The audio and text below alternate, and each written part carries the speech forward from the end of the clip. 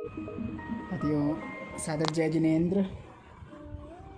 मैं अपने YouTube channel तीर्थंकर वर्धमान ज्ञान सागर पे आप लोगों का स्वागत करता हूँ। मैं रोहित सज्जन। आज मैं एक ऐसी घटना सुना रहा हूँ जिसमें पता चलेगा कि नाम की क्या ताकत होती है। व्यक्ति अगर नाम को जीवन में धारण कर ले तो क्या नहीं पा सकता, क्या नहीं मिल सकता। अगर ईश्वर की मेहर हो जाए, परमात्मा की कृपा हो जाए।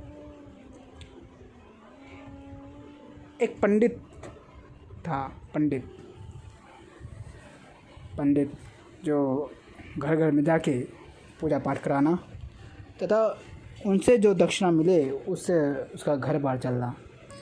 लेकिन जो पंडित था, और भी पंडित थे उस गांव में, तो उस पंडित को कोई नहीं बुलाता था।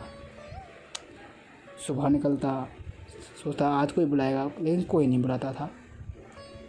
घर वाले भी उसकी परेशान, लेनदार, राशन वाले या जिनसे उधार लिए थे वही परेशान करे जा रहे उसको कि कब। एक दिन गुस्से में आके उसकी पत्नी ने कहा कि आज कुछ काम करके आना, कुछ लेके आना, क्योंकि सारे ताने मारते रहते हैं और नहीं आए तो छलांग मार देना नदी में, आना मत। तब पंडित फिर से गया। शाम हुई, कोई काम नहीं आया। रात में वो जंगल में चला गया। जंगल में सोच रहा है छलांग मारो ना मारो। ये करते करते ब्रह्म मुहूर्त का समय शुरू होने लग गया। ब्रह्म मुहूर्त का अब जैसे ही वो नदी के पास पहुंचता है और कूदने लगता है, तभी उसके कान में राम नाम की धुन आने लगती है। राम नाम का स्वर गूंजने लग जाता है। वो रुकता है और उस आवाज़ के पीछे पीछे चला जाता है।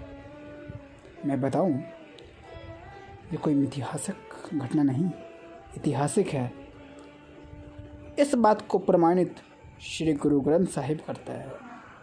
गुरु ग्रंथ में ये वाणी दर्ज है। तब वो पंडित उस राम नाम की आवाज़ को पीछा करते हुए पहुंचता है और वहाँ पे एक महात्मा समाधिस्थ हुए बैठे हुए, और वो भी बैठ जाता है राम नाम की धुन में। पंडित भी। जब महात्मा की आंखें खुलती है, भोर चढ़ता है, तो पंडित अपनी पूरी कहानी बताता है कि मैं आत्महत्या करने जा रहा था, पूरी बातें। तब महात्मा उससे कहते हैं कि तू आत्महत्या करने जा रहा था?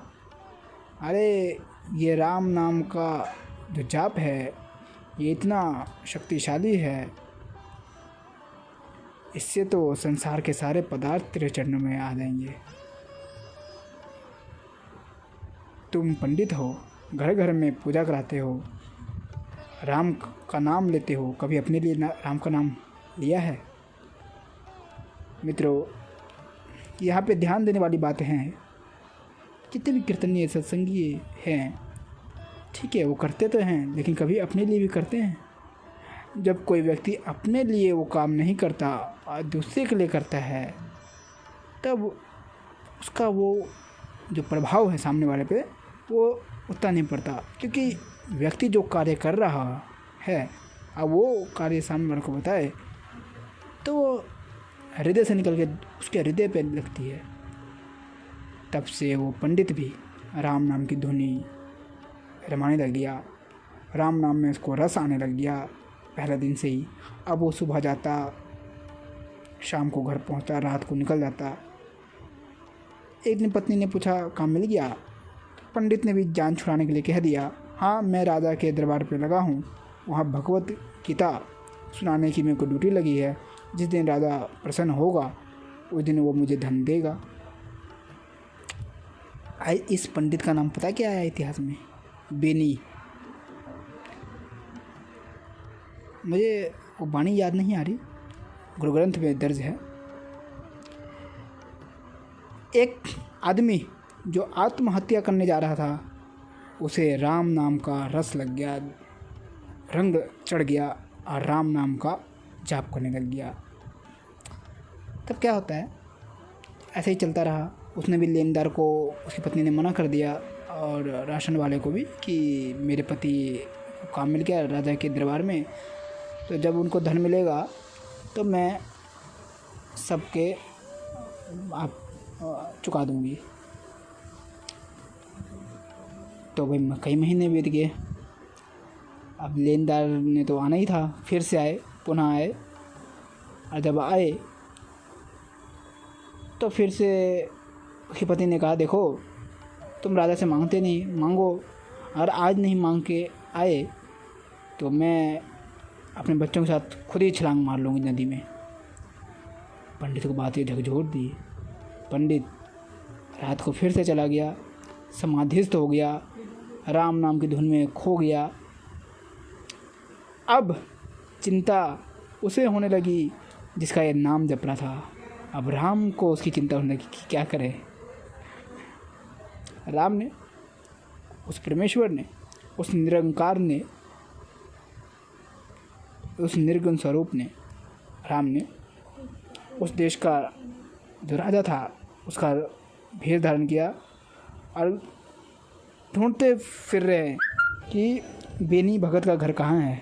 अब भगवान को क्या पता नहीं कि उनका भगत कहाँ रहता है, लेकिन खेल दिखाना था, करिश्मा करना था, भगत की बड़ाई संसार को दिखाना चाहते थे।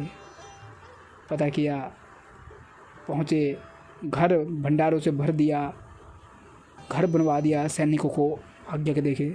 और यहाँ पंडित बेनी, जो बेनी भगत बन गया, जो व्यक्ति आत्महत्या करने जा रहा था, हम उस बेनी भक्त के आगे शीश नवाते हैं।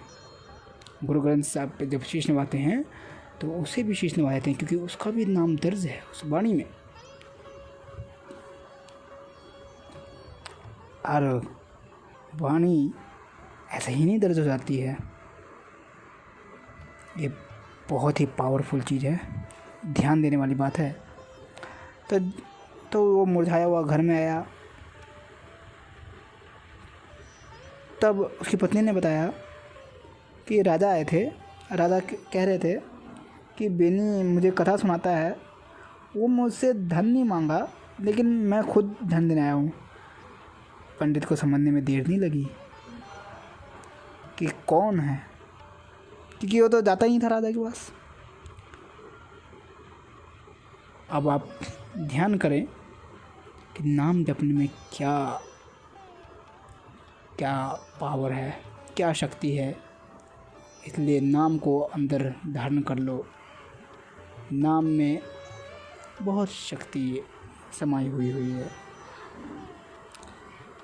उस संसार के रचयिता ने, उस बेनी भगत जो आत्महत्या करने जा रहा था, नाम के कारण वो कितना कामयाब हो गया। जय जिनेंद्र। इसको ज़्यादा से ज़्यादा लोगों से शेयर करें, धर्म की प्रभावना बढ़ाएं और सबको भगवान जिनेंद्र खुशहाल जीवन प्रदान करें।